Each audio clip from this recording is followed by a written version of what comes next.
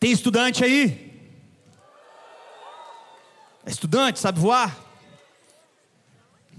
Quem pegou a referência aí? Então é o seguinte, se você é estudante, eu quero te lembrar que dia 25 de novembro nós vamos ter um evento da rede universitária, tá bom? Não apenas para universitários. Que é isso? É pouco, mas é empolgado, né? Glória a Deus. Então é o seguinte, 25 de novembro é o evento Convocação, tá bom? E você pode fazer a tua inscrição através do link da bio lá no Instagram, lá, né? Que é o Vem Pra Rede, @vemprarede. Mas não é só para estudante universitário, tá? O pessoal que estuda, também está fazendo ensino médio e tudo mais. A rede universitária é a união dos grupos universitários da nossa cidade, tá? Então a gente faz isso aqui na PIB, tem na CCC, tem na Alcance. E a gente une todo mundo para a gente falar de Jesus nas universidades. Vai ser um tempo muito legal, tá? 25 de novembro. É uma conferência que já existe há um tempo e tem sido um tempo muito especial. Então, se você quer saber mais informação, a gente está com um stand depois do culto. Vai lá, tá? Ou você segue a gente lá, Vem Pra Rede. E aí você tem mais informações, mas você não pode perder. Você está bem preparado para o que o Senhor vai fazer no nosso meio. Amém? Glória a Deus. Quem aqui ama Jesus? Massa. Muito bom.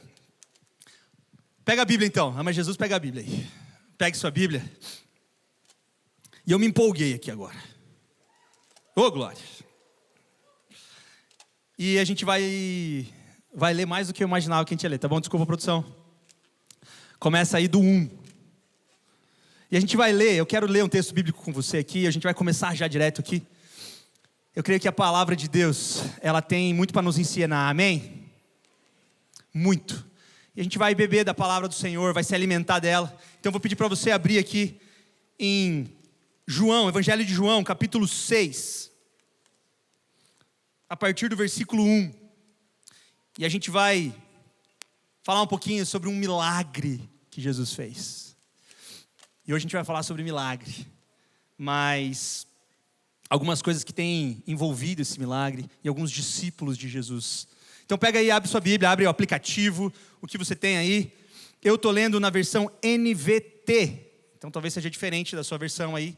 Se você está no celular, muda aí para NVT. Daí a gente acompanha junto. Mas vamos lá. João 6, a partir do versículo 1. Depois disso, Jesus atravessou o mar da Galileia, conhecido também como mar de Tiberíades. Uma grande multidão o seguia por toda parte, pois tinham visto os sinais que ele havia realizado ao curar os enfermos.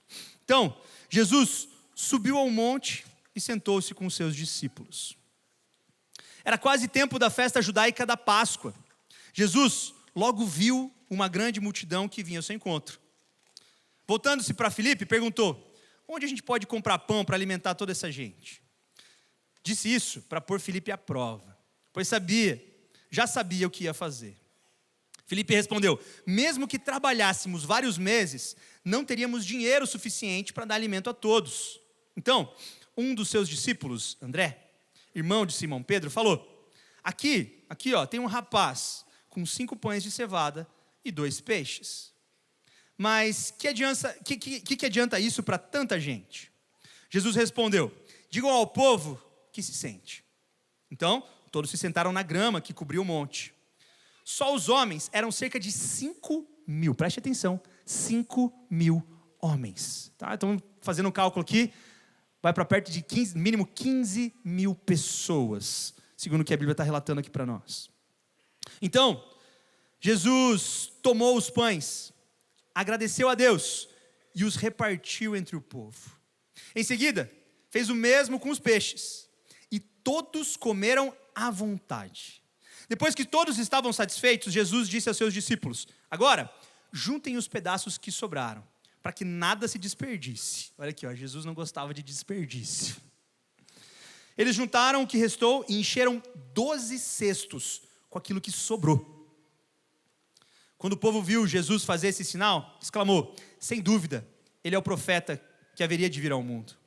Jesus sabia que pretendiam obrigá-lo a ser rei, de modo que se retirou sozinho para o monte. Vamos agora lá para o versículo 66. Vamos pular um pouquinho. Nesse momento, muitos dos seus discípulos se afastaram dele e o abandonaram. Então Jesus se voltou para os 12 e perguntou: vocês também vão embora? Simão Pedro respondeu: Senhor, para quem iremos? Só o Senhor tem as palavras de vida eterna. Nós cremos e sabemos que o Senhor é o Santo de Deus. Feche os teus olhos no seu lugar. Jesus, nós clamamos a tua presença aqui, nós já conseguimos te sentir, te provar. E eu creio, Jesus, que o Senhor já está fazendo o que o Senhor quiser aqui no nosso meio.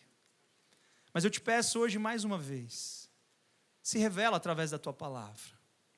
Que sejamos bons discípulos, mas Pai, que sejamos discípulos genuínos do Senhor. Nos ensina aqui nessa noite. Me cale para que apenas o Senhor fale. É o que clamamos em nome de Jesus. Amém e amém. Um milagre conhecido.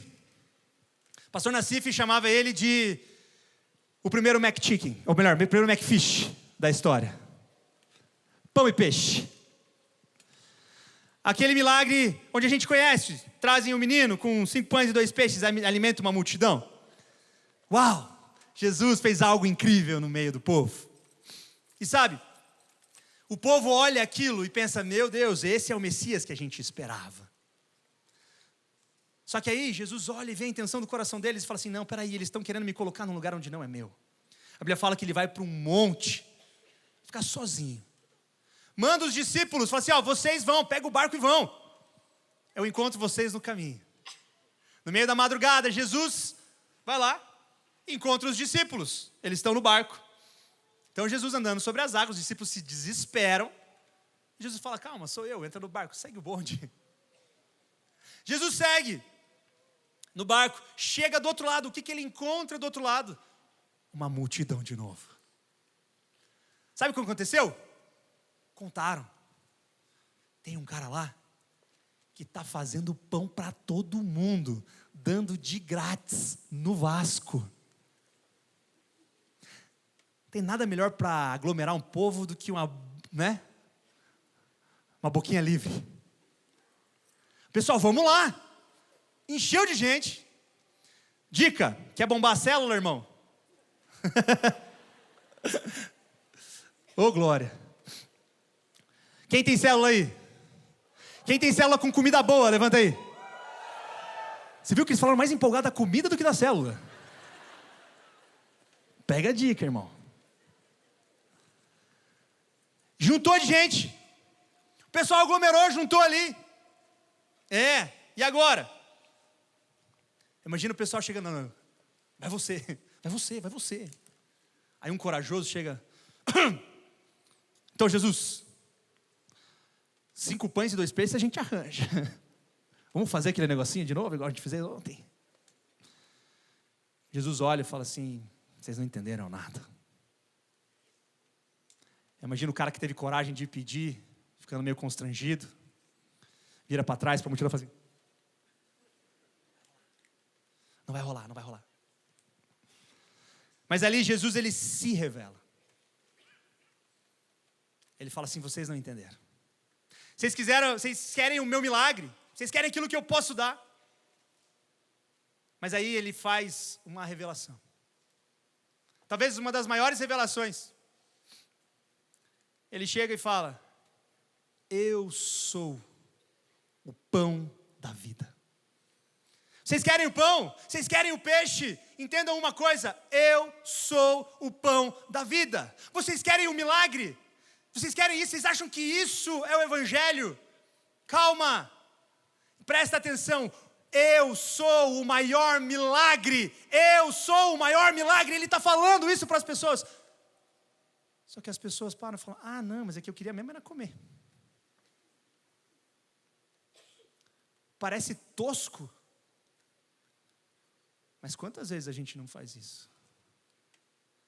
Deus, me dá o meu milagre, me dá aquilo que eu quero. E Jesus fala: filho, eu já te dei a vida de hoje, te dei a roupa que você veste, a comida que você comeu. Eu sou o milagre, eu morri por você, você não vai mais para o inferno, você tem a vida eterna. Deus, mas é que eu queria outra coisa. Jesus repete 3 vezes: eu sou o pão da vida.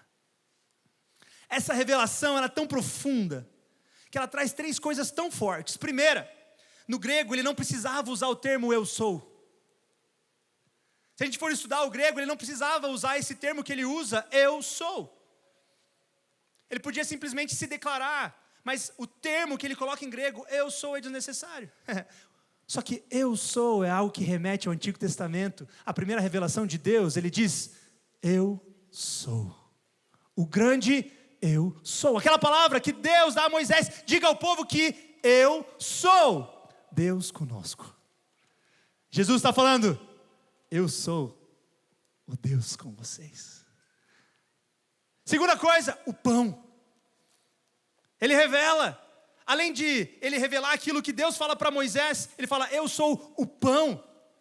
Ele Deus sustenta o povo com o maná, com o pão que desce do céu. Ele fala assim, mas aquilo foi só um vislumbre daquilo que eu sou para vocês, do sustento que eu sou na vida de vocês. Eu sou o seu sustento, creia em mim e nada vai te faltar. O Senhor é o meu pastor e nada eu terei falta.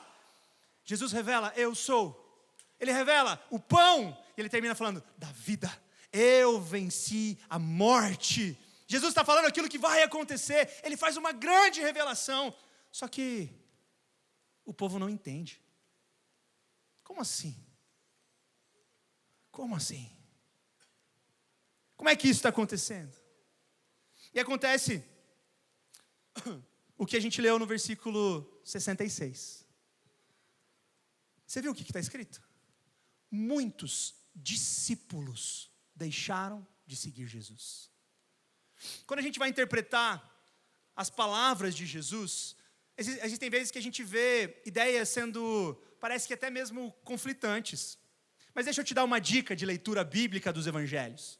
Sempre que você for ler as palavras de Jesus, você precisa entender para quem Jesus está comunicando.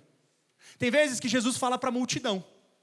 Então, geralmente, é uma palavra mais aberta, mais ampla. Ele comunica para a multidão de uma forma. Tem vezes que Jesus está falando com os discípulos. Aí, geralmente, é um ensino mais denso, porque ele está preparando, treinando aqueles homens para levar a mensagem. Por vezes, é para os religiosos. Aí a palavra é mais dura, porque ele quer quebrar aquela religiosidade vazia de aparências. Jesus comunicava com várias pessoas. E é importante a gente entender para quem Jesus estava falando. Acontece o que a Bíblia está falando aqui, é que aqueles que deixaram de seguir Jesus não foi apenas a multidão. Ele falou, muitos discípulos deixaram de seguir Jesus. Quando eu li isso, um temor tão grande entrou no meu coração. Hernandes Dias Lopes vai falar que Jesus revelou alguns discípulos temporários. Discípulos temporários.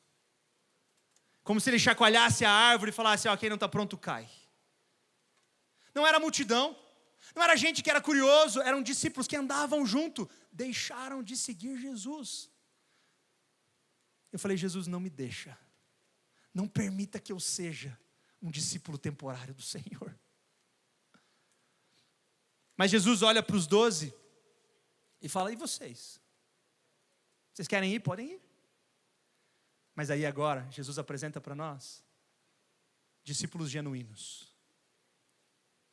Ele fala ainda no texto que um deles vai trair, mas 11 como discípulos genuínos. E ele chega e fala, vocês não querem ir? Podem ir, tantos já foram, podem ir. Então Pedro fala, para quem nós iremos? Só o Senhor tem as palavras de vida eterna. Hoje, eu queria junto com você balançar essa árvore. E eu quero ser encontrado, não como um discípulo temporário, mas como um discípulo genuíno. Quem quer ser encontrado como um discípulo genuíno do Senhor? Amém? Existem algumas características que esse texto revela sobre os discípulos genuínos. Primeira característica é que esses discípulos sabiam quem era Jesus. Os discípulos temporários, não. No versículo 15, a Bíblia vai falar assim, Jesus sabia que pretendiam obrigá-lo a ser o rei deles, de modo que se retirou sozinho para o monte. Até hoje, os judeus creem na vinda do Messias, mas eles esperam um Messias político, um Messias que os vai libertar da opressão. Tudo que a gente vê que está acontecendo hoje, e que já aconteceu na história, é a opressão do povo de Israel, e eles creem, vai vir um Messias político, e vai nos tirar dessa opressão. Eles acreditavam aquilo naquele tempo.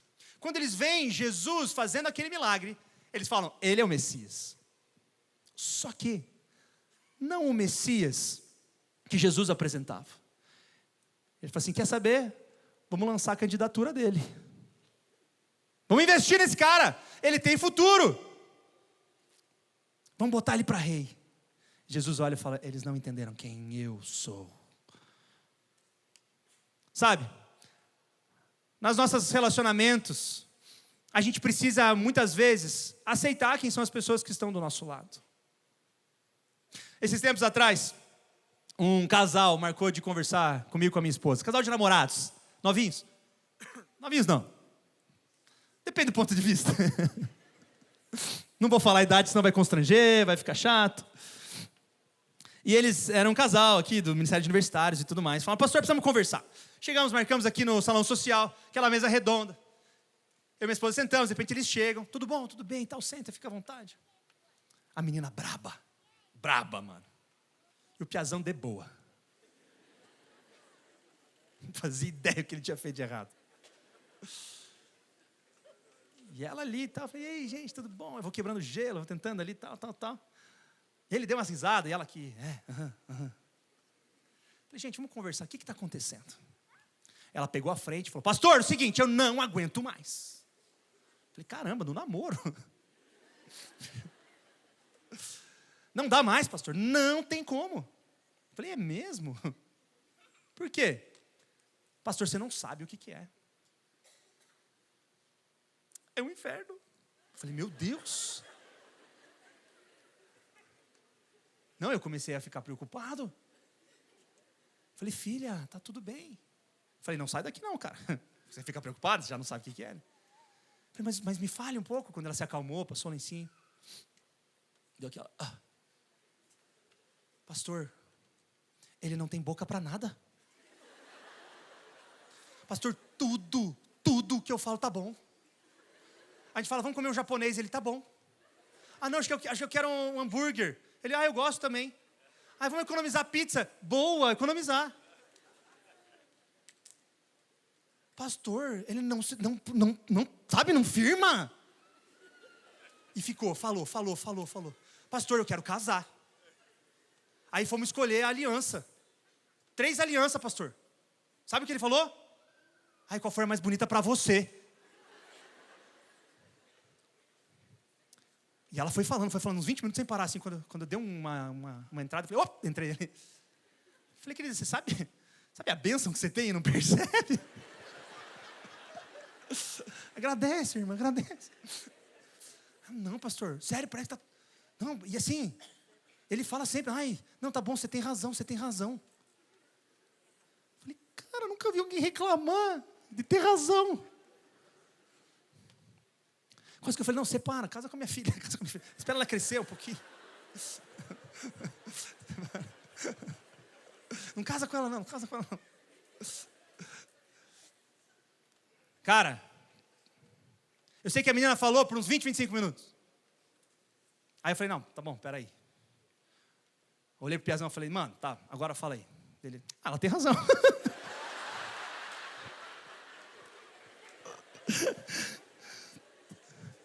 Cara,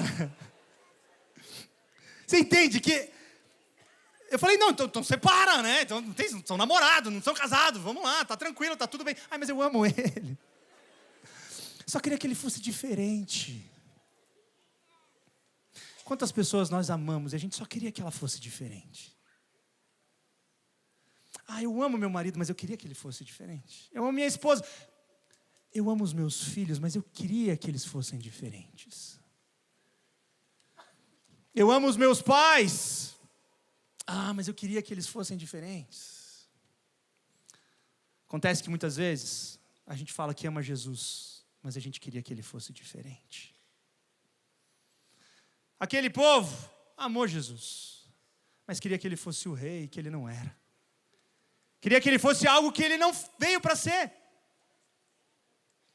Queria um Messias que ele não foi projetado para ser.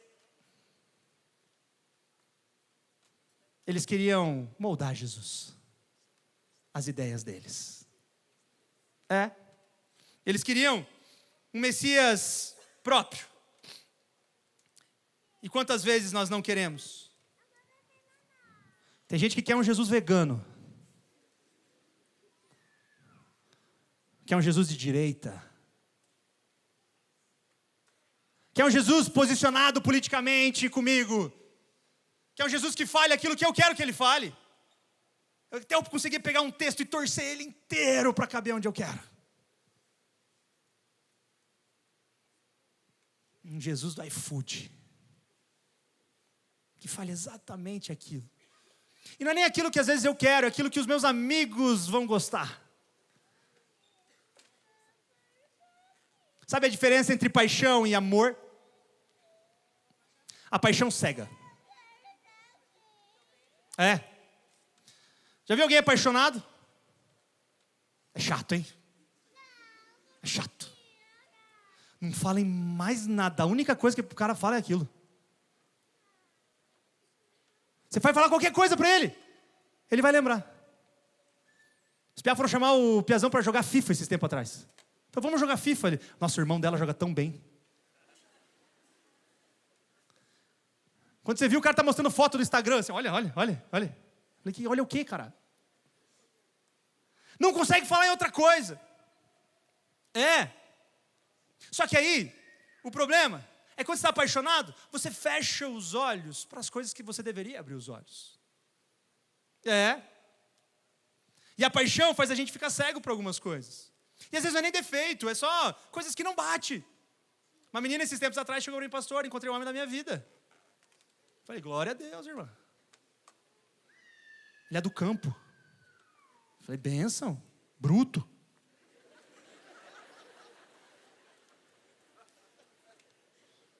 Não, pastor.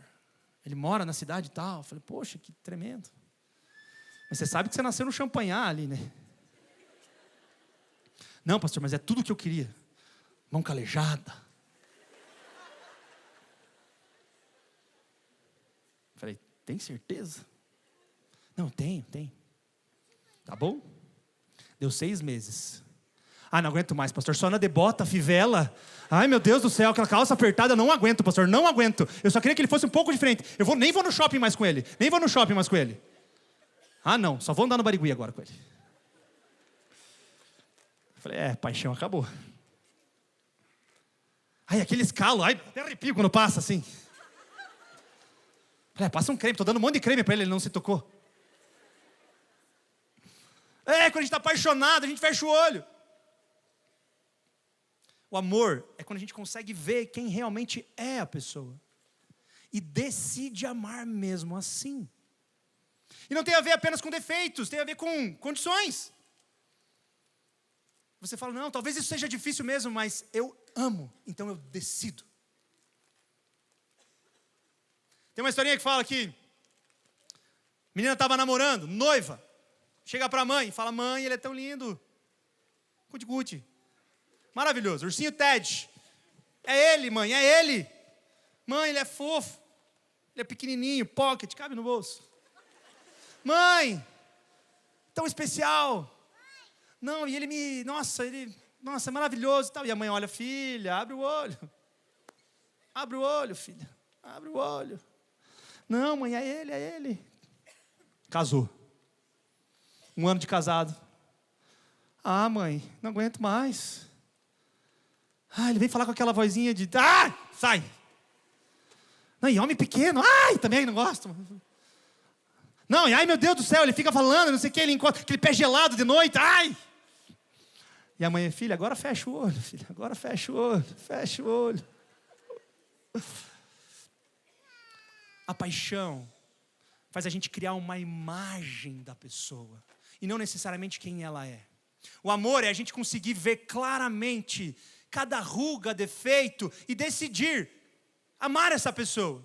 Quando a gente vai olhar para o Senhor, a gente não está falando de defeitos dele, mas a gente está falando sobre características que sim, nós precisamos nos moldar a ele, e não moldar o nosso Deus, aquilo que a gente quer que ele seja.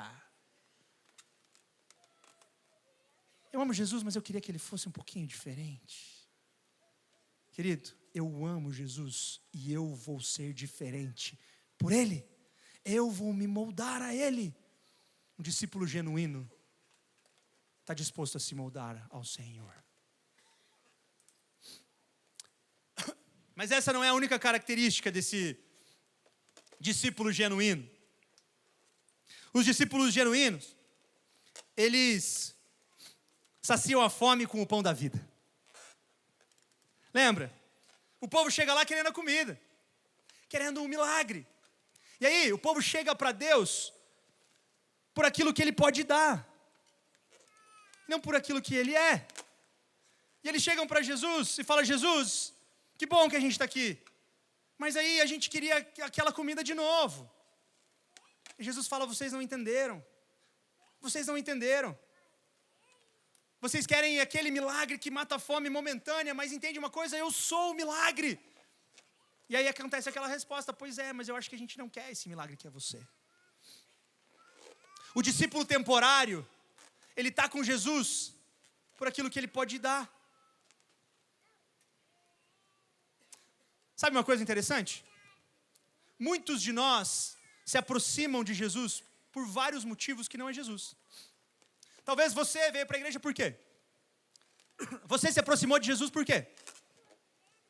Talvez um amigo teu te convidou e você falou: não, poxa, talvez seja legal. Eu posso contar a minha história. Sabe o que me fez ir para a igreja pela primeira vez? Um cantor, um músico. Um amigo meu chegou: cara, vai ter um show do Rodolfo Abrantes, aquele cara maluco que cantava no Raimundos, lá no Bola de Neve, vamos? Eu fui atrás de um cantor. O que me aproximou de Jesus não foi ele mesmo. Eu não fui atrás de Jesus. Eu fui atrás do Rodolfo. Acontece que chegou um momento na minha vida que o Rodolfo chegou e falou assim: cara, então conhece Jesus? Naquele dia eu entreguei a minha vida para Jesus. Eu me aproximei de Jesus por causa de uma pessoa, mas eu não permaneci com Jesus por causa dessa pessoa. Eu entendi quem ele era. O Senhor usa estratégias para nos aproximar. Pessoas. Às vezes você veio atrás de um relacionamento. Você veio aqui porque uma mulher te chamou, porque um homem te chamou. Talvez você veio aqui atrás de uma cura, de um milagre.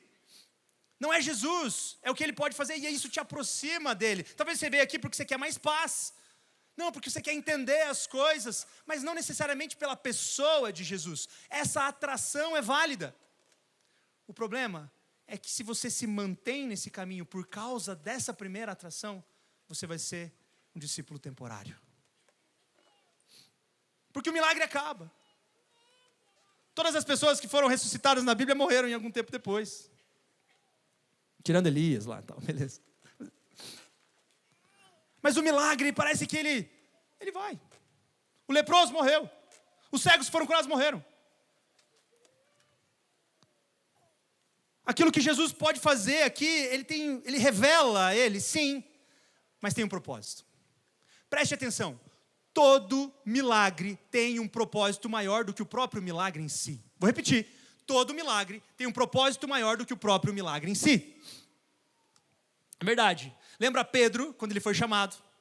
Ele estava lá na beira da praia, lavando redes vazias. Chega Jesus, pede o barco dele emprestado para fazer uma palestra ali. Pedro escuta e fala: esse homem é sábio, importante, gostei dele. Jesus desce e fala assim: Pedrão, você já tentou jogar a rede ali? Vamos lá. Pedro era pescador. Jesus, carpinteiro. Eu imagino Pedro chegando para Jesus: Jesus, legal. Eu vi que você é sábio, vi que você sabe das coisas. Mas vai fazer cadeira, vai fazer casa, vai fazer mesa. Deixa aqui pescar, eu sei. Não falou isso, não está na Bíblia. Isso aqui é Evangelho segundo Budal. Mas aí, ele fala assim: não, eu vi que você é sábio. Então, ó, lavei a rede e tal, não sei o quê. Mas eu não pesquei nada. Nada. Na lógica, Pedro tinha um negócio frustrado. Tinha um negócio quebrado. trabalhou a noite inteira, não tinha nada para vender. Não tinha nada. Então ele vai, entra no mar, joga a rede. Aqui, jogou. A Bíblia fala que vinha tanto peixe que encheu o barco dele, quase que o barco afundou. Ele tem que chamar um outro barco para colocar os peixes no outro barco. Olha o milagre. Jesus pegou a empresa de Pedro e botou um faturamento lá que você nunca viu na vida, irmão. O que você faria? Eu abriria uma franquia. Quer aprender a pescar mais peixe do que cabe no seu barco? Arrasta para cima. Me segue, eu tenho um curso. Vendia curso. Eu faria isso. Olha aí, Deus deu prosperidade para Pedro. Olha que milagre tremendo. E o que Pedro faz? Ele faz isso? Não. Ele abandona. Sabe por quê? O propósito não era a prosperidade de Pedro. O propósito era o sinal para Pedro ver que vale a pena largar tudo por Jesus. Então Pedro larga tudo. E aí Pedro vive as aventuras mais incríveis. Pedro anda sobre as águas. Pedro no Pentecostes prega e mais de 3.000 se convertem. Pedro caminha ao lado de Jesus. Pedro faz também umas besteiras aqui, mas não precisa falar. Mas Pedro acerta aqui nesse texto, fala para onde nós iremos, se só tu tem as palavras de vida eterna. Pedro caminha ao lado do homem mais importante da terra. Esse era o propósito do milagre. Todo milagre que o Senhor quer operar na sua vida tem um propósito maior. Mas o discípulo temporário, ele só olha para a necessidade temporária. E tem mais uma outra coisa. Quantas vezes o Senhor nos abençoa, nos dá um milagre, nos dá a provisão, nos dá a bênção, e nós colocamos a bênção no lugar de Jesus. Posicionamos a bênção no lugar que não é dela. Como assim? Quanto tempo você orou para ter um marido, para ter uma esposa? Quanto tempo você orou para entrar na faculdade? Eu queria tanto entrar nessa faculdade. Eu queria ser bênção lá. Aí quando você entra, você esquece do Senhor. Aí quando você entra, você esqueceu quem abriu a porta para você. Aí eu queria tanto uma família. Mas é difícil ter uma família. E poxa, ir para a igreja sempre e tudo mais. Isso não é pecado, são coisas lícitas. Mas que nós muitas vezes colocamos no lugar de Jesus. Essa fome. Jesus sacia a fome. Você fala, nossa, obrigado Jesus por saciar a minha fome. Mas aí, a nossa fome vira só fome terrena. Os nossos testemunhos são apenas daquilo que Deus pode fazer na terra. E não simplesmente da transformação que Ele fez dentro de nós. A gente não consegue ver isso. E glorificar o Senhor por aquilo que Ele mexeu aqui. Para o lamaçal que Ele me tirou. Para a vida eterna que Ele me deu. A gente tem que lembrar. E não buscar Jesus apenas pelas suas mãos. E não fazer das bênçãos das suas mãos o motivo da nossa adoração. Ele já fez tudo o que Ele precisava fazer por mim e por você. Ele não precisa fazer mais nada. Um discípulo temporário não consegue entender isso. A relação é de barganha. O que eu ganho? O que eu ganho? Agora você não vai ganhar nada. Mas você já ganhou tudo. Então eu não quero mais. Um discípulo de verdade se alimenta do pão da vida. Quando Jesus está sendo tentado no deserto, o diabo pega ele e fala assim, você está com fome, 40 dias de jejum, pega essas pedras, transforma em pão. É fácil. Jesus olha para o inimigo e fala, nem só de pão viverá o homem, mas de toda a palavra que procede da boca de Deus. Eu estou com fome, mas existe uma fome maior que me sacia. Fazer a vontade do meu Pai. Eu sou o pão que desceu do céu. Jesus entende que a gente precisa sim, em primeiro lugar, ser alimentado espiritualmente. Um discípulo genuíno entende isso. Entende que o mais importante é a presença do Senhor. Há um tempo atrás, veio aqui na igreja, como é o nome dele? O marido da Thalita Pereira, qual é o nome dele? Obrigado, Arthur Pereira. E ele veio aqui, ele é um cara muito legal. Ataque assim. E ele passou a mudar. Eu falei, quem foi? Você fica meio igual, né? E aí ele falou assim, eu vou te dar um livro. Eu falei, é mesmo? Sem Bíblia não tem café. E ele me deu o livro, eu li o livro. E o livro ele vai falar sobre a fome espiritual. Ele vai falar que a fome espiritual precisa ser sanada, resolvida antes da fome natural. E ele tem uma cultura na vida dele, de que a primeira coisa que ele faz na vida dele é orar ao Senhor, é ir ler a Bíblia. Por isso que ele diz, sem Bíblia não tem café. Então ele fala assim, se eu acordei e não deu tempo de ler a Bíblia e eu preciso comer para sair, então não deu tempo de fazer nada. Então eu vou ler a Bíblia e saio com fome. E ele vai falar sobre essa cultura, da gente entender que tem uma fome espiritual que a gente precisa sanar dentro de nós. Como que você está sanando a sua fome espiritual? Apenas com as bênçãos ou com o pão da vida? Isso revela se nós seremos discípulos temporários ou genuínos. Sabe, muitas vezes a gente nega os convites do Senhor por coisas lícitas, como eu falei aqui. A Bíblia vai falar sobre a história, a parábola do grande jantar, do grande banquete. Um homem faz um grande banquete e distribui os seus convites. Mas cada um tinha uma desculpa para dar. Falou, desculpa, eu não posso ir. Eu comprei aqui uma terra e eu vou começar a ver lá, quero ver como que ela está. É uma bênção que o Senhor me deu. Então eu não vou poder ir para perto de você, não vou poder estar na tua presença. O outro fala, não, eu comprei uma junta de bois. Então, comprei 5 juntas de bois, então eu preciso experimentá-las. Desculpa, não vou poder ir. Aquilo que o Senhor me deu foi muito importante, foi uma bênção. Então agora eu não quero mais a tua presença. E o terceiro diz, olha, eu acabei de me casar. Obrigado pela bênção que o Senhor me deu. Mas eu não vou poder estar na tua presença por causa da bênção que o Senhor me deu. Se em algum momento a bênção te impediu de entrar na presença, abra mão da bênção. Não existe nada mais importante do que a presença. E quantas vezes nós viramos as costas para a presença do Senhor? Às vezes por pecado, mas às vezes por coisas que são lícitas e até mesmo bênçãos que o Senhor já nos deu. Piazão orou por um carro, 20 anos de idade. Comprou o carro. Começou a ir para a praia todo final de semana. Não vinha mais para a igreja, saiu da célula, saiu do culto. Falei, irmão, o devorador vai pegar esse carro aí, cara. Chegou um dia que ele veio e entregou o carro. Ele falou, cara, a bênção não pode ser assim. Não pode ser maior do que a presença. Um discípulo de verdade sabe o valor da presença. E não coloca nem a bênção acima dela. Mas existe uma terceira e última característica de um discípulo genuíno. Lá no versículo 68, Pedro responde, Senhor, para quem iremos? Para quem iremos? Para onde? Não tem para onde ir. O discípulo genuíno não tem plano B. Não tem plano B. O discípulo genuíno, ele não tem para onde ir. Fica em pé no teu lugar.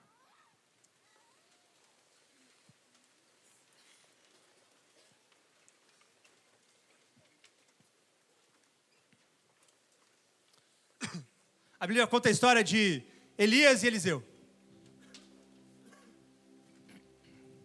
Elias, um grande profeta, está passando ali, no vilarejo. O Senhor o direciona para caminhar próximo de Eliseu, um menino. Então ele veio ali trabalhando e Elias andava com uma capa. Elias tinha feito grandes coisas, grandes milagres. Profeta conhecido do seu tempo. Uau! Eliseu está lá, trabalhando nas carroças, nos carros de boi da sua família, arando a terra.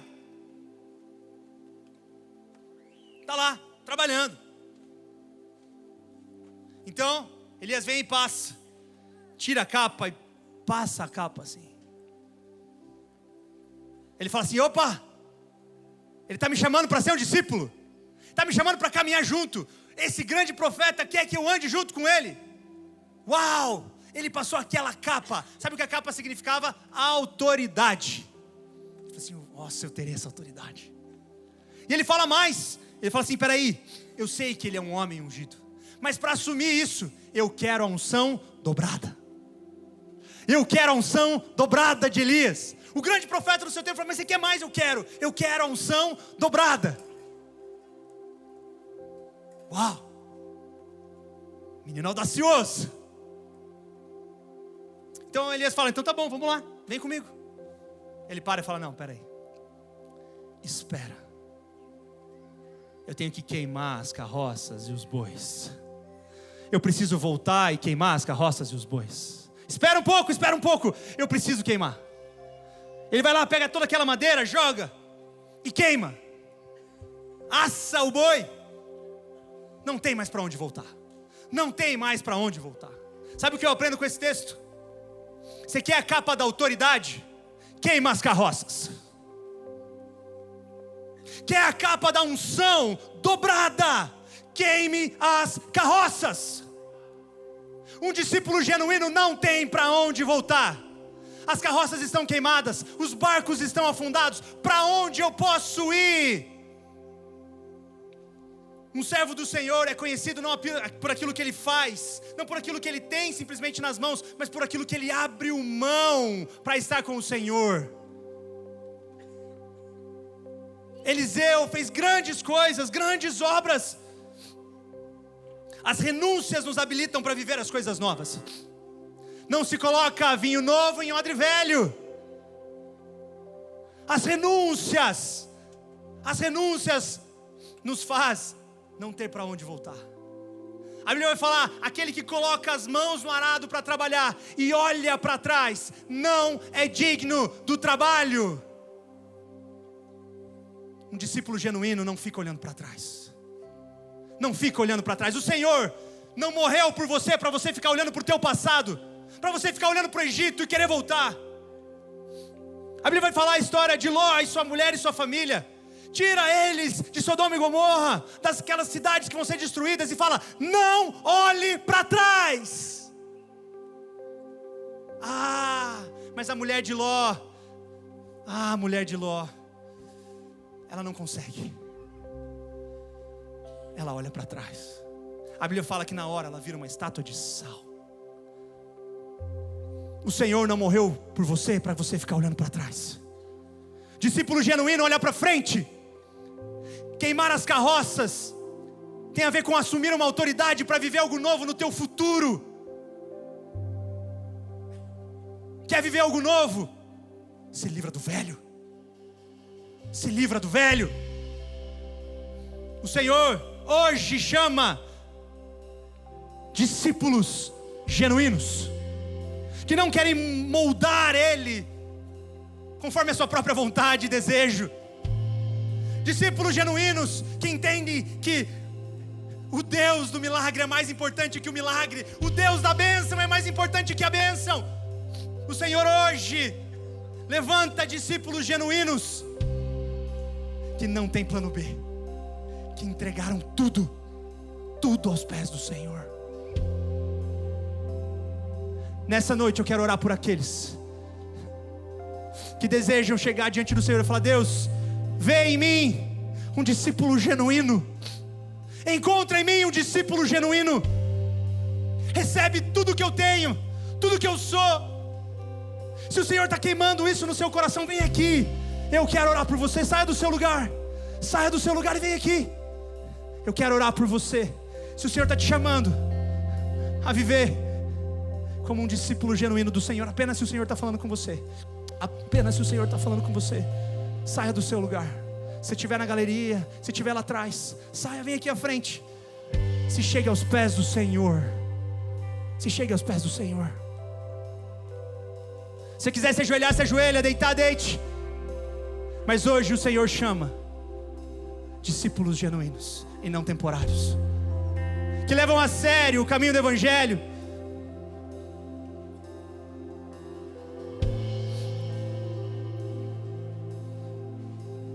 Se o Senhor está te chamando a algo mais radical, venha.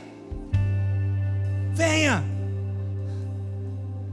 se você entende que você precisa se posicionar mais, se você precisa mexer em ideias, saia do seu lugar e vem aqui.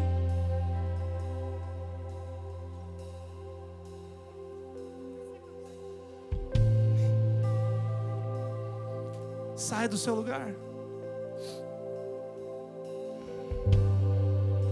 Aleluia.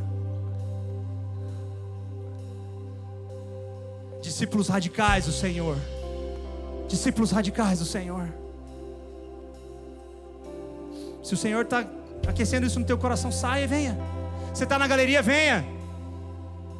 Você está entendendo que você precisa ser mais radical com o Senhor, venha.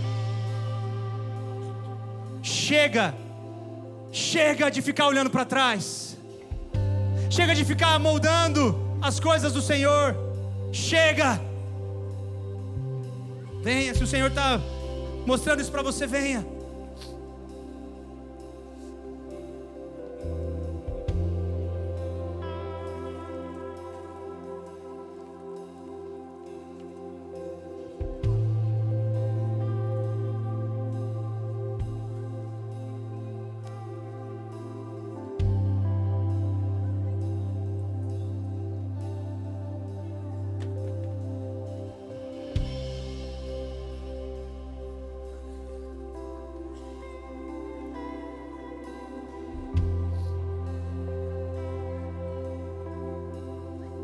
Se consagre ao Senhor, se consagre ao Senhor.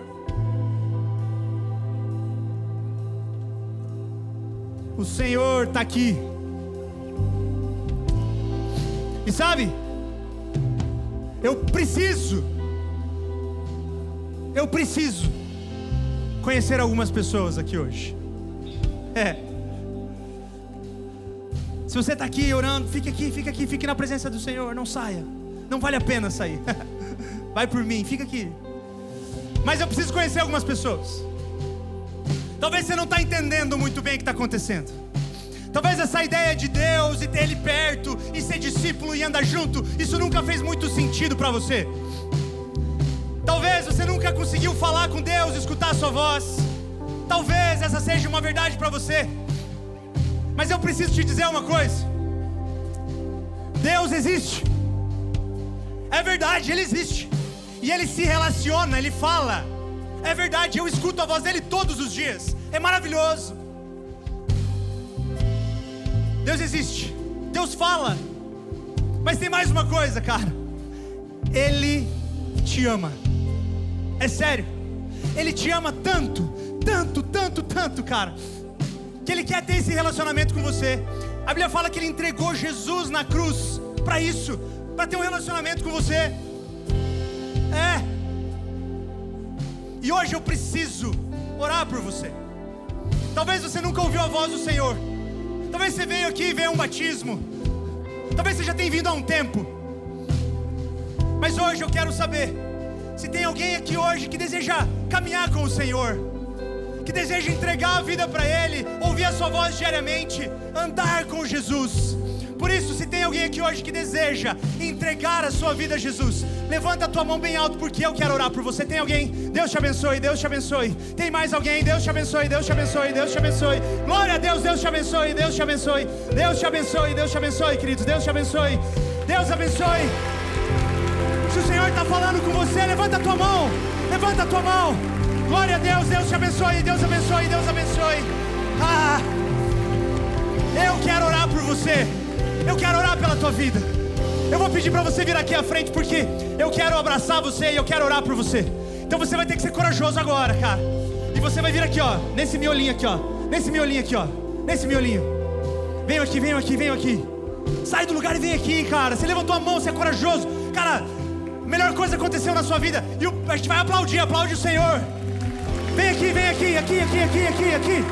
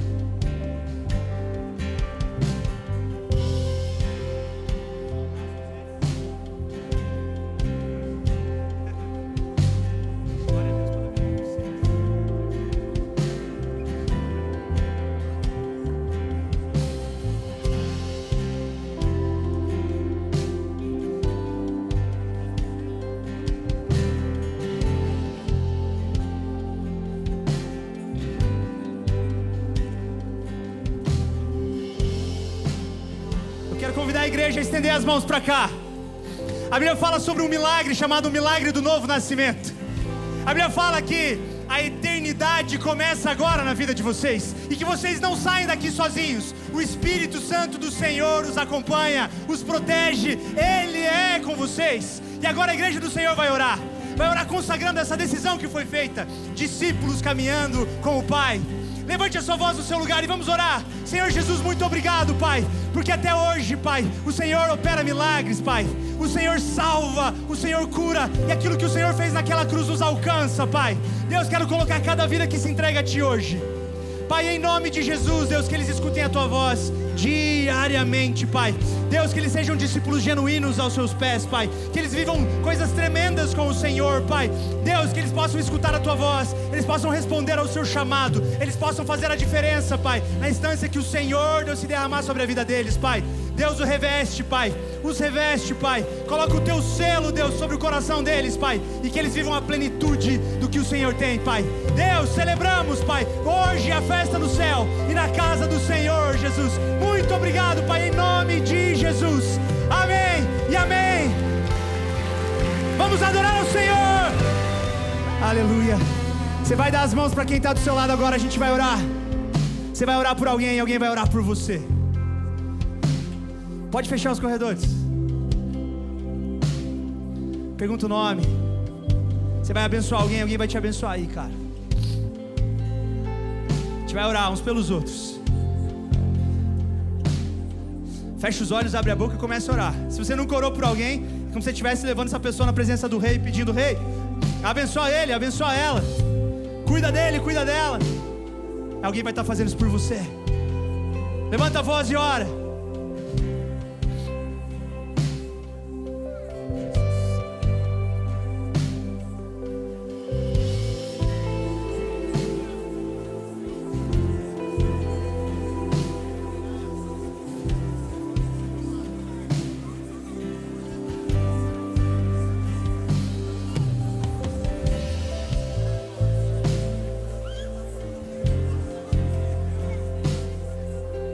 Ah, Jesus, obrigado pela Tua presença manifesta nesse lugar, Jesus.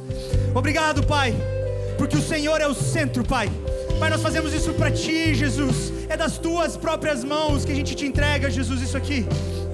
Pai, o Senhor é digno de tão mais, Jesus. Mas, Pai, obrigado, Deus, porque esse foi um tempo, Pai, em que nós nos relacionamos com o Senhor tão intimamente, Jesus. Obrigado, Deus, pela Tua palavra manifesta aqui. Obrigado, Deus, pela Tua presença aqui nesse lugar, Jesus. Pai, que sejamos encontrados, Pai, discípulos genuínos do Senhor. Pai, que a gente não tente moldar o Senhor, mas que a gente esteja disposto a ser moldado, Pai. Deus, que as bênçãos não tomem o lugar do Deus da bênção. E, Pai, que não haja plano B, que não haja carroça, Jesus, ou barco, Pai. Deus, que o Senhor seja o centro de tudo sempre, Pai.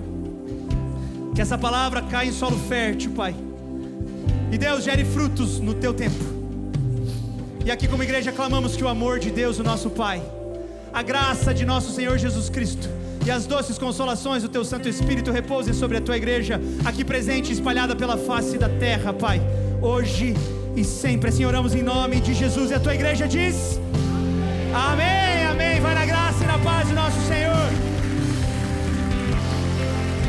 Aleluia, aleluia. Amanhã nós temos 3 cultos. Semana que vem, mais 2 cultos, estamos de volta. Deus abençoe a sua vida.